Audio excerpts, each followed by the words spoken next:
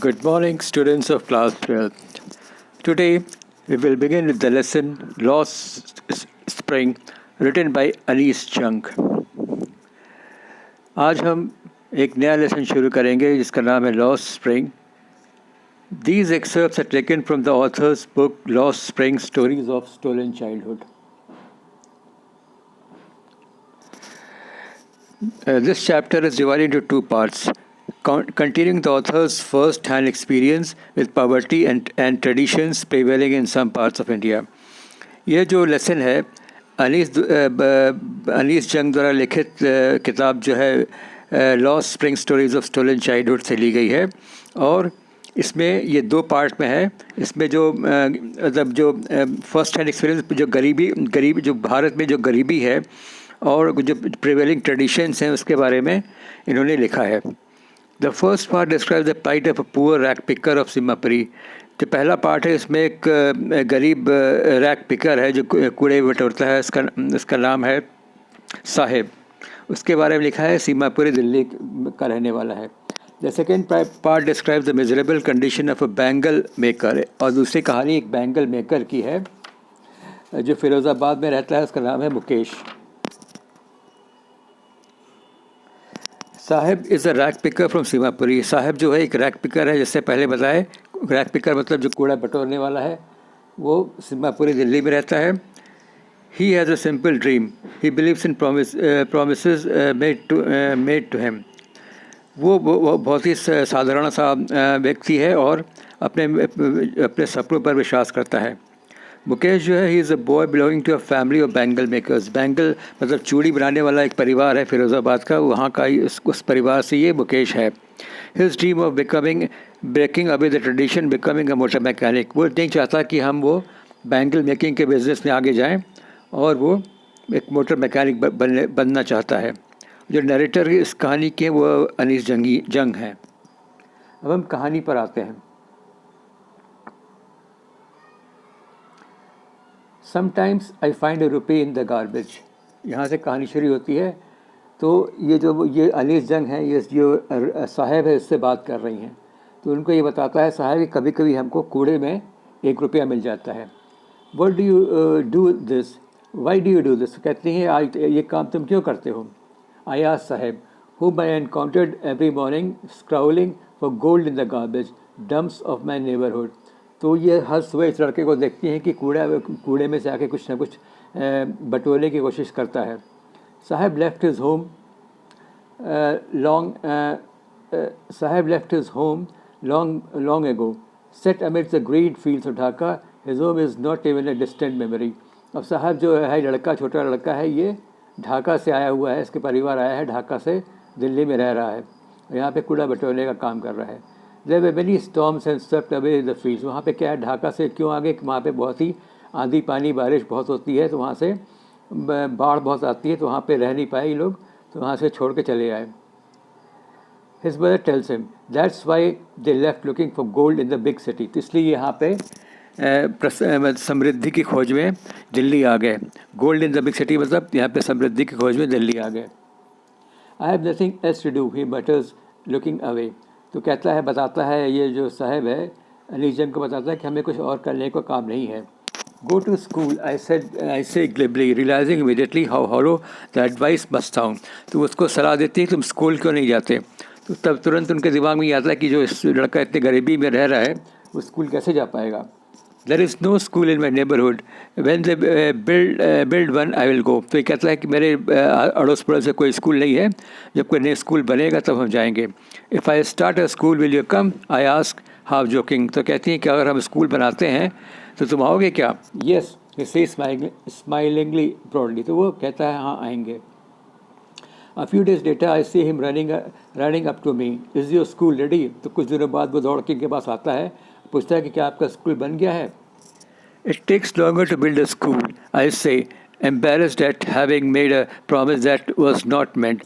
तो अनीस जंग को काफ़ी दुख होता है कि वो कहती हैं कि स्कूल बनाने में बहुत समय में लगता है, कि उनको काफ़ी एम्बेरसमेंट भी होती है कि हमने ऐसा प्रॉमिस इस लड़के से क्यों कर दिया.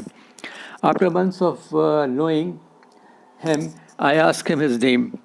Sahib-e-Alam. ही अनाउंसेस, तो कहता है लड़का जो उसके नाम पूछते हैं बताते हैं मेरा उसका नाम साहिब आलम है. He does not know what it means. If he knew it means lord of the universe he would have a hard time to believe it. तो उस लड़के को ये पता नहीं कि साहिब आलम का क्या मतलब होता है. अगर वो ये जान समझता होता है कि साहिब आलम का मतलब लॉर्ड ऑफ द यूनिवर्स पूरे दुनिया का मालिक है, तो वो विश्वास भी नहीं करता कि मेरा नाम तो ये और हम क्या काम कर रहे हैं. Unaware of what his name represents, he roams the streets with his friends, an army of barefoot boys who appear like morning birds. अपने नाम का मतलब न जानते हुए वो कुछ लड़कों के साथ जो नंगे पैर घूमते हैं, सुबह सुबह घूम के वो कूड़े बटोरता है. Over the months I have come to recognise each of them. तो कुछ महीनों देखने के बाद जो अली जंग हैं सभी लड़के को पहचानने लगी हैं. Why aren't you wearing chappals, I ask one. तो एक लड़के से पूछती हैं कि तुम चप्पल क्यों नहीं पहनते. My mother did not bring them down from the shelf, he answer simply. तो वो जवाब देता है लड़का कि मेरी मदर जो है शेल्फ पे मेरा चप्पल जो अलमारी में रखा है वो उतार के नहीं दी हैं. Even if she did he will throw them off एट्स another who is wearing shoes. एक दूसरा लड़का कहता है कि अगर इसके बाद चप्पल दे भी देती हैं तो ये फेंक देगा. When I comment on it, he shuffles his feet and says nothing. I want shoes, says a third boy who has never owned a pair of all his life. एक तीसरा लड़का है जो बोलता है कि हमें एक जोड़ी जूता चाहिए. Traveling across the country, I have seen children walking barefoot in cities on village roads. It is not lack of money but a tradition to stay barefoot is an explanation. तो कहती हैं कि बेलिंगटन कहती हैं कि वो बहुत दूर से शहरों में घूमते हुए उन्होंने देखा है कि बहुत से बच्चे नंगे पैर रहते हैं. ये कोई इसलिए नहीं कि उनके पास चप्पल या जूते नहीं है, बल्कि वो एक ट्रेडिशन है वहाँ पे कि लोग नंगे पैर ही रहते हैं. I wonder if this is only an excuse to explain away perpetual state of poverty. तो कहता है कि ये कहती हैं कि ये हो सकता है कि ये उस गरीबी को समझाने के लिए एक तरीका हो. I remember A story of a man from Udupi once told me. तो एक कहानी याद करती हैं जो एक आदमी जो उडुपी का रहने वाला था उन्होंने बताया था. As a young boy, he would go to school past an old temple where his father was a priest. वो कहती हैं कि जब वो लड़का जो जिन्होंने कहानी बताई थी बताते हैं कि जब वो छोटे लड़के थे तो वो अपने स्कूल जाते थे जो एक मंदिर से होके गुजरता था रास्ता. He would stop briefly at the temple and pray for a pair of shoes. वो वहाँ पे रुक के मंदिर पे रुक के एक जोड़ी जूते के लिए भगवान से प्रार्थना करते थे. 30 years later, I visited his town and the temple which was now drowned in an air of dissolution. तो 30 साल बाद वो उस शहर को जाती हैं, उस शहर पे जाती हैं, नीचे में देखती हैं कि जो शहर है बिल्कुल शांत पड़ा हुआ है. In the backyard where lived the new priest, there were red and white plastic chairs. अब जहाँ पुराना जो पुजारी रहते थे उस जगह पे देखा कि वहाँ पे कुछ मतलब वो वहाँ पे लाल और सफ़ेद रंग की प्लास्टिक की चेयर रखी हुई है. A young boy dressed in a grey uniform wearing socks and shoes arrived panting and threw his school bag on a folding bed. एक जो यंग लड़का था जो ड्रेस्ड इन ग्रे यूनिफॉर्म, जो ग्रे कलर का यूनिफॉर्म पहना है, socks पहना है, शूज़ पहना है, थ्रू इस bag on a folding bed. तो अपना जो बैग है एक फोल्डिंग बेड पे फेंक देता है. Looking at the boy, I remembered the prayer that the boy had made to the goddess when he had finally got a pair of shoes. तो वो इस लड़के को देख के उसको उस लड़की की याद आती है जो कहा था कि हमें एक जोड़े जूते चाहिए. Let me never lose them. The goddess had granted his prayer. तो कहती है भगवान ने उसकी प्रार्थना सुन ली थी. Young boys like the son of a priest now wore socks. My acquaintance with the barefoot ragpickers leads me to Simapuri, a place on the periphery of Delhi, yet miles away from it metaphorically. अब ये जो barefoot ragpickers हैं उनकी कहानी आगे बताती हैं, कहती हैं कि सिमापुरी में वो रहता था. Those who lived there as squatters who came from Bangladesh back in 1971. तो कहते हैं ये जो जिस तरह के लोग जो कूड़ा बटोरने का काम करते हैं वो 71 के बाद बांग्लादेश से आए थे. Sahibs family is among them. तो जो साहिब लड़का है साहिब आलम, उसका भी परिवार ऐसा ही है जो बांग्लादेश से आके सीमापुरी में रहता है. Seemapuri was then a wilderness. Seemapuri उस समय बिल्कुल उजाड़ सी जगह थी, खाली पड़ी जगह थी. It is still but it is no longer empty. अभी भी उजाड़ सी है लेकिन वो उतनी खाली नहीं रह गई. In structures of mud with roofs of tin and tarpaulin devoid of sewage drainage or of running water left 10,000 rag pickers. यहाँ पे जो रैक पिकर्स हैं, कूड़े बटोरने वाले हैं, 10,000 लोग आके यहाँ पे अपना झोपड़ी झुग्गी बना के रह रहे हैं।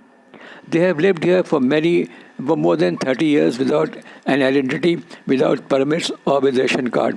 यहाँ पे लोग 30 साल से रह रहे हैं जिनकी कोई आइडेंटिटी नहीं है, जिनका कोई परमिट नहीं है, जिनका कोई राशन कार्ड नहीं बना है, कोई वोटर लिस्ट में नाम नहीं है। Food is more important for survival than an identity, क्योंकि उनके लिए तो खाना जो ज़रूरी है, खाने के लिए ये रैक पिकिंग का काम करते हैं। इनको वोटर लिस्ट ID से कोई मतलब नहीं है। If at the end of the day we can feed our families and go to bed without an aching stomach, we would rather live here than in the fields that gave us no grain, says a group of women in tattered saris. When I asked them why they left the beautiful land of green fields and rivers, wherever they find food, तो जो उनसे पूछा गया कि आप लोग बांग्लादेश छोड़ के क्यों आई, तो कहती हम ऐसी जगह जाएंगे जहाँ पे हमें खाने को मिले। Wherever they find food, they pitch their tents that become transit homes। जहाँ पर भी उनको खाना मिलता है वहाँ पे अपने तंबू गाड़ के रह लेते हैं। Children grow up in them, becoming partners in survival। उसके बच्चे भी हैं जो काम करके उनकी मदद करते हैं। आप and survival in Simhapuri means rag picking, और सिम्हापुरी में एक ही काम था, कूड़ा बटोरने का। Through the years it has acquired the proportion of a fine art। और कूड़ा बटोरना भी एक फाइन आर्ट जैसा हो गया था कि यही लोग जानते थे कि कूड़े में क्या महत्वपूर्ण चीज़ है, क्या ज़रूरी चीज़ हमें उसमें से निकालना है और क्या नहीं निकालना है। Garbage to them is gold. जो गार्बेज या कूड़ा है उनके लिए सोना है। It is their daily bread, a roof over the head, कि कोई यही जो कूड़ा से इनको रोज़ की रोटी मिलती है और इसी से उनको ऊपर रहने के लिए एक छत मिलता है। I sometimes find a rupee, even 10 rupees note, साहब says, his eyes lighting up। तो साहब बताता है अनिल जंग को कभी कभी उसको 1 रुपया या कभी कभी 10 रुपया कूड़े में मिल जाता है। When you can find a silver coin in a heap of garbage, you don't stop scrounging, for there is hope of finding more। तो कहता है अगर हमें कभी एक सिल्वर कॉइन मिल जाता है तो हमें लगता है कि इसमें कभी और इससे ज़्यादा भी मिलेगा, तो हम उसको और अच्छे से कूड़े में ढूंढते हैं। It seems that for children garbage has a meaning different from that what it means to their parents। अब इन बच्चों के लिए गार्बेज जो है, कूड़ा जो है, उसमें एक अर्थपूर्ण चीज़ है। For the children it is wrapped in wonder। कह रहा है क्योंकि बच्चों के लिए ये एक अजब सी दुनिया है जहाँ पे इनको कुछ भी मिल सकता है। One winter morning I see Sahab standing by a fenced gate of the neighborhood club watching two young One winter morning, I see Sahib standing by the fenced gate of the neighborhood club, watching two young men dressed in white playing tennis। तो एक दिन साहब जो है, जाड़े का दिन है, वो बाहर एक गेट के आगे खड़ा है। वो देखता है कि 2 जवान लोग हैं सफ़ेद कपड़े में टेनिस खेलने के लिए आए हुए हैं। I like the game he hums content to watch it. अब वो उसको ये गेम टेनिस को बहुत अच्छा लगता है, वो देखने के लिए खड़ा हो जाता है। I go inside when no one around he admits. तो क्या सोचता है कि जब कोई नहीं रहेगा तो हम अंदर जाके देखेंगे। साहब two is wearing tennis shoes. साहब भी टेनिस शू पहना हुआ है। That look strange over his discoloured shirt and shorts. और वो जिसका जो रंग उड़े हुए कपड़े शर्ट्स हैं और शॉर्ट है उससे मैच नहीं कर रहा है।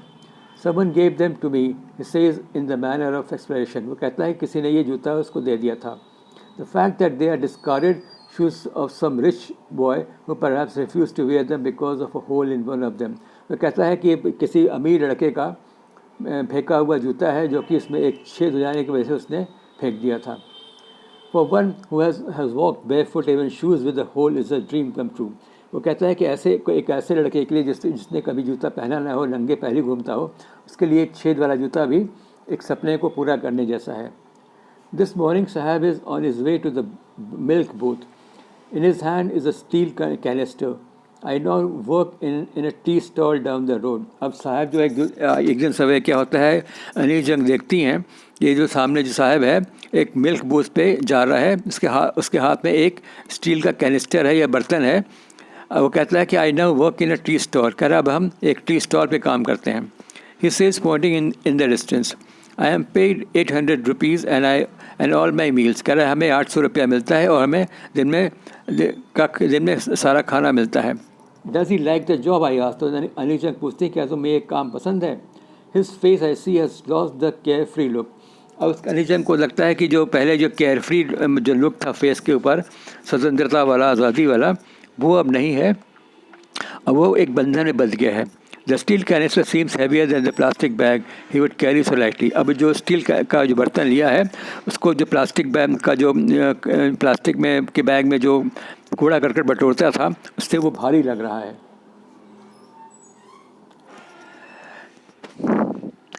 The bag, this canister belongs to the man who owns the tea shop. तो साहब कहता है कि ये कैनिस्टर उस आदमी का है जो टी शॉप को ओनर है। I want to drive a car। अभी दूसरी कहानी यहाँ पर ये मुकेश की शुरू होती है, जहाँ पे वो कहता है I want to drive a car। Mukesh insists on being his own master। Mukesh कहता है कि हम कार मैकेनिक बनना चाहते हैं और अपना जीवन को अपने तरह से जीना चाहते हैं। Do you know anything about cars? I ask। I will learn to drive a car, he answers। तो कहता है कि वो मुकेश कहता है कि हमें कार चलाना तो नहीं आता, लेकिन हम चलाना सीख जाएंगे। His dream looms like a mirage amidst the dust of streets that fill his own Firozabad, famous for its bangles। और जो इसका जो ड्रीम है वो एक मिराज की तरह से लगता है, जो कि बहुत दूर से तो दिखता है लेकिन पास जाने पे नहीं दिखता है। वो फिरोज़ाबाद में रहने वाला है, जहाँ पर बहुत ही जो बैंगल में चूड़ियाँ का व्यापार यहाँ पे होता है, चूड़ियाँ बनता है, तो काफ़ी जो डस्ट उड़ती हैं चूड़ियों के डस्ट से। Every other family in Firozabad engage making bangles. तो हर दूसरा परिवार यहाँ पे चूड़ी बनाने के काम में लगा है। It is the centres of India's glass blowing industry way families have spend generations working around furnaces. ये वो ग्लास इंडस्ट्री का शहर है जहाँ पे कई जनरेशन से लोग जो है ये ग्लास फर्नेस पे काम, चूड़ी बनाने का काम करते हैं। Mukesh's family is among the. Mukesh का परिवार भी एक ऐसे ही है जो चूड़ी बनाने का काम करता है।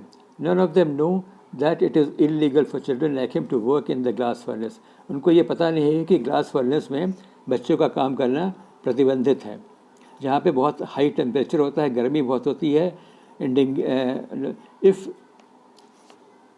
enforced could get him and all those 2,000 children out of their hot furnace। अगर कह रहा है कि सरकार के नियमों का पालन किया जाए, वहाँ पे जो 20,000 बच्चे काम करते हैं उनको काम से हटा दिया जाएगा। But they slog their daylight hours often losing the brightness of their eyes। जहाँ पे वो दिन रात काम करते हैं और अपने आँख की रोशनी भी खो देते हैं। Mukesh's eyes beam as he volunteers to take me home, which he proudly says is being rebuilt। अब मुकेश जो है अनिल जंग से कहता है कि आपको हम अपने घर ले चलेंगे, जो कि अभी बन रहा है। We walk down stinking lanes choking with garbage past homes that remain hovels with crumbling walls wobbly doors no windows crowded with families of humans. वो एक ऐसे गली से होकर गुजरती हैं जहाँ पे दीवारें जो हैं गिर रही हैं, बहुत मजबूत नहीं हैं, दरवाजे भी बहुत ही टेढ़े मेढ़े हैं, खिड़कियाँ नहीं हैं, बहुत ही क्राउडेड सी जगह है, भीड़ भाड़ वाली जगह है, जहाँ पे रहना, आदमी का रहना बहुत ही मुश्किल है। Stops at the door of one such house banks a wobbly iron door. वो एक ऐसे दरवाजे पर रुकता है और उसको एक लोहे के दरवाजे पर वो थपथपाता है। And pushes it open. We enter a half built shack. तो एक आधे बने हुए घर में घुसते हैं। One part of it thatched with dead grass is a firewood stove over which shits a large vessel of sizzling spinach leaves। अब वो क्या है कि एक घर में ऐसे घुसते जहाँ पर एक स्टोव पर स्पिनच मतलब पालक का साग बन रहा है। On the ground is a large aluminium platter. मोट जहाँ पे और एक बर्तन है जिसपे बहुत और सी सब्जियाँ कट के रखी हुई हैं। A frail young woman is cooking the evening meal for the whole family. एक बहुत ही दुबली पतली औरत है जो सब परिवार के लिए खाना बना रही है। Through her eyes filled with smoke she smiles. She is the wife of Mukesh Elder brother. वो कहती है कि बताती है कि ये मुकेश के बड़े भाई की पत्नी है। Not much older in years she has begun to command respect as the bahu the daughter in law of the house already in charge of 3 men।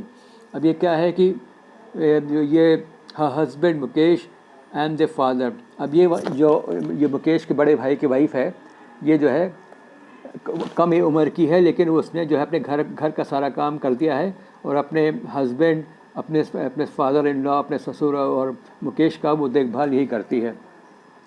As customs As custom demands, daughter-in-law must veil the face before male elders. जैसा कि उनके घर में custom है या tradition है, एक औरत को अपना मुंह ढक के रखना चाहिए. In this case the Elder is an empowered bangle maker. यहाँ पे जो बड़ा कौन है, मुकेश का फादर है, जो एक गरीब बैंगल मेकर है. Despite long years of hard labour, first as a tailor then a bangle maker, he has failed to renovate a house. इसके जो फादर है पहले एक टेलर का काम करते थे, उसके बाद बैंगल मेकर बन गए. इसके बावजूद जो है इतने गरीबी में रहे कि वो अपने घर को बना नहीं पाए. All he has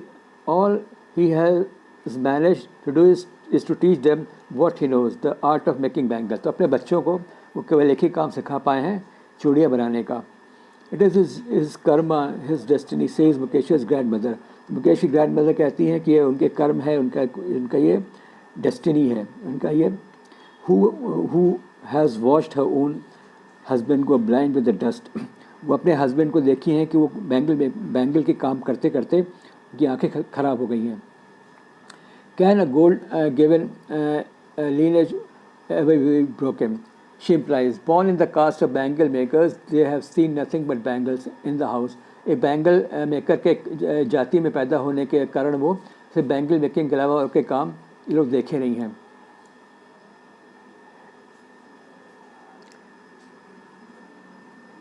And in the dark hutments next to the lines of flames of flickering oil lamps sit boys and girls with their father and mother welding pieces of colored glass into circles of bangles. अब यहाँ पे क्या है, छोटे से घर में जहाँ पे लालटेन जल रहा है, लड़के लड़कियाँ बैठ के बैंगल्स को जोड़ने का काम कर रहे हैं. The eyes are more adjusted to the dark than to the light outside. क्योंकि अंधेरे में काम करते हैं तो इनका जो आँखें हैं लाइट अंधेरे में ज़्यादा देख पाती हैं बल्कि बजाय रोशनी में जाके. That is why they often and up losing the eyes. इस तरह से वो अपनी आँख को ख़राब कर देते हैं.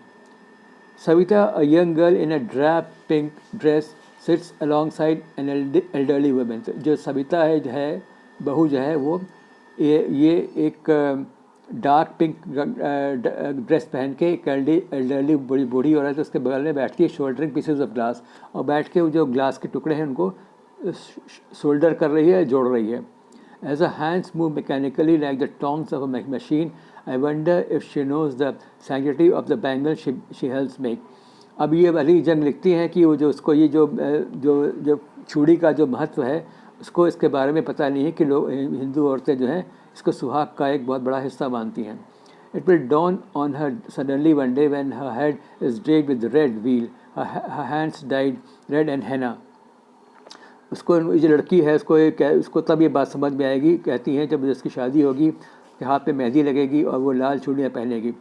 She will then become a bride like the old woman beside her who become one day many years ago. जिस तरह से जो बूढ़ी औरतें बैठी हैं कभी इस तरह से चूड़ी पहन के लाल कपड़े पहन के शादी होके आई थी. She still has bangles on her wrist but no light in her eyes. कह रहा है उसके हाथ में जो सविता है इसके हाथ में चूड़ियाँ तो हैं क्योंकि उसके आँख में कोई रोशनी नहीं है. एक वक्त शेर भर खाना भी नहीं खाया. शी सेज, वो कहती है कि एक समय भी वो पूरा पेट खाना नहीं खा पाई है. She has not enjoyed even one full meal in her entire life. That's what she has reaped. Her husband, an old man with a flowing beard, says, I know nothing except bangles. All I have done is make a house for the family to live in. तो जो मुकेश के father हैं वो कहते हैं कि हमें और कोई काम नहीं आता, सिर्फ बैंगल बनाने का काम आता है. Hearing him, one wonders if he has achieved what many have failed in their lifetime. He has a roof over his head. तो अनिचंग को लगता है कि कम से कम इस आदमी ने अपने घर पे एक छत तो बना ली है, जैसे तैसे रहने का तो इसने इंतज़ाम कर लिया है. The cry of not having money to do anything except carry on the business of making bangles, not even food to eat, rings in every home. ये घर में से सब घर की एक ही समस्या है कि लोगों के पास खाने को अधिक नहीं है और इनको मजबूरी में ये काम करना पड़ रहा है। The young men echo the lament of their elders. Little has moved with time, it seems in Firozabad. जो वहाँ पे यंग लड़के हैं वो भी अपने जो बूढ़े माँ बाप हैं उनकी उस बात पे मोहर लगाते हैं कि उनके पास ज़्यादा खाने को नहीं है। Why not organize ourselves in a cooperative? I ask a group of young men who have fallen into the vicious circle of middlemen. तो अनिल जंग पूछती हैं, तुम लोग एक कोऑपरेटिव क्यों नहीं बना लेते हो जिससे कि तुम जो मिडिल मैन है उसके जो बंधन से मुक्त हो जाओगे। Even if we get organized, we are the ones who will be hauled up by the police, beaten and dragged to jail or doing something illegal. तो वहाँ पे कोई बताता है कि अगर वो एक कोऑपरेटिव बना भी लेते हैं तो उनको पुलिस परेशान करेगी, उनको जेल में डाल दिया जाएगा कि तुम कोई इलीगल काम कर रहे हो।